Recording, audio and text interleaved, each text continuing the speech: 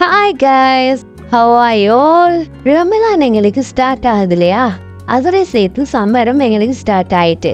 Summer சீசனுக்கு road கடையில போய் நின்று ஒரு சர்பத் குடிக்கிறது எல்லாருக்குமே பிடிச்ச ஒரு விஷயம். ஆனா அதனால ரமலான் டைம்ல செய்ய இயலாது. பட் இப்ப எங்களுக்கு ரோட்டு கடையில சர்பத் எப்படி செய்வாங்களோ அதே டேஸ்ட்ல நான் இன்னைக்கு அவங்களுக்கு செஞ்சு காட்ட போறேன். வாங்க வீடியோக்குள்ள போலாம்.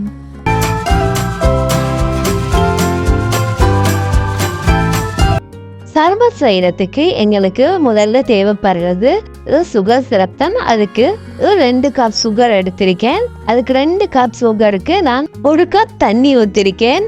நீங்களும் எந்த கப்ல சீனி எடுக்கிறீங்களோ அதே கப்ல அரைவாசிக்கு தண்ணி எடுத்துக்கொள்ளணும். இதுக்கு எந்தவித ப்ரொசீஜரும் இல்லை. சீனி கரையிற வரைக்கும் நீங்க தண்ணியை நல்லா கொதிச்சு விடணும். சீனி கரைஞ்சாலே அதுல பதமொண்டு எங்களுக்கு வந்துடும்.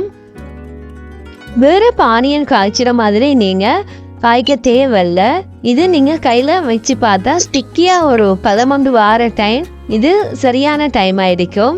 அடுப்பை நல்லா கூட்டியே நாங்கள் வச்சு கொள்ளணும். சுகர் சிரப் நல்லாவே பபிள்ஸ் எல்லாம் மேலே வந்து நல்லா கொதிக்கும். அது கொதிச்சு முடிகிற டைம் நீங்கள் அடுப்பை குறைச்சி வச்சு கொள்ளலாம். அந்த குறைச்சி வைக்கிற டைம் தான் நாங்கள் ஃபுட் கலரை ஆட் பண்ணணும்.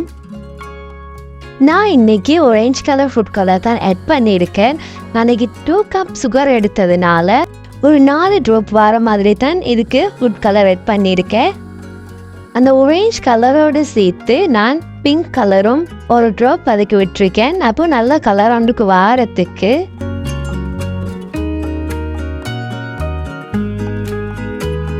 ஃபுட் கலர் விட்ட தேவைப்படும். கொஞ்சம் நேரம் கொதிக்க வச்சுட்டு அதை இறக்கி வச்சிருங்க. சுகர் சிரப்பில் சூடு ஆறுனத்துக்கு பிறகு நீங்கள் ஒரு 2 ட்ராப் எலுமிச்சை சாறு விடுங்க. என்று சொன்னால் அது சீனி தண்ணியாகவே இருக்கும், கட்டி ஆகாது. ஃபைனலாக எங்களோட சுகர் சிரப் ரெடி ஆகிட்டு வாங்க இப்படி சர்பத் செய்கிறேன்னு பார்க்கலாம். நான் இன்றைக்கு 4 பேருக்கு தான் சர்பத் செய்ய போகிறேன். அதுக்கு 250 கிராம் அன்னாசீரை பாதியை எடுத்து சின்ன சின்ன துண்டுகளாக துருவி எடுத்து வச்சிருக்கேன். அதே மாதிரி 3 மீடியம் சைஸில் வாழைப்பழம் எடுத்து அதையும் நாங்கள் சின்ன சின்னதாக துருவி எடுத்துக்கொள்ளணும். கசகசாவையும் ஒரு கைப்பிடி அளவு எடுத்து தண்ணியில் ஏர்லியாகவே நான் ஊற வச்சிட்டேன். 4 பேருக்கு நான் 1 கப் அளவு சுகர் சிரப் வேற எடுத்து வச்சிருக்கேன். இதுக்கு அன்னாசி, வாழைப்பழம், கசகசா, சுகர் சிரப், கண்டஸ்டன்ட் மில்க்கும் இதுக்கு தேவைப்படும்.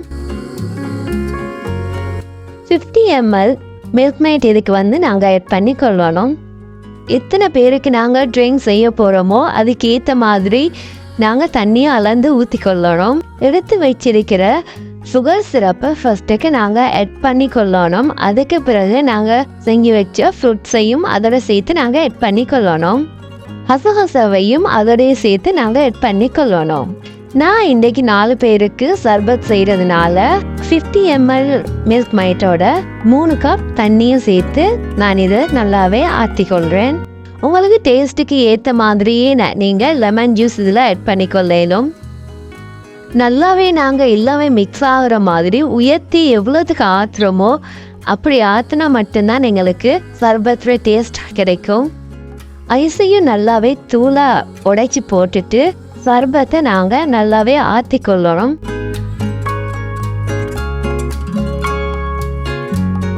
என்னைய பொறுத்த வரைக்கும் சம்மர் டைம் நாங்கள் குடிக்கிறதுக்கு நல்ல ட்ரிங்க் உண்டு இது. நீங்களும் விரும்பினா இதை செஞ்சு பாருங்க, நல்லாவே டேஸ்டாக இருக்கும். சுகர் சிரப் ஒன்று நாங்கள் செஞ்சு வச்சுட்டு எங்கள்கிட்ட இருக்கிற ஃப்ரூட்ஸ் எல்லாம் போட்டு இப்படி ஒரு சர்பத் ஒன்று நாங்கள் செய்யலாம். டிஃப்ரெண்டான டேஸ்ட் எங்களுக்கு கிடைக்கும். ஓகே கைஸ், உங்களுக்கு இந்த வீடியோ பிடிச்சிருந்தா இந்த வீடியோவை சப்ஸ்கிரைப் பண்ணுங்க, லைக் பண்ணுங்க, ஷேர் பண்ணுங்க.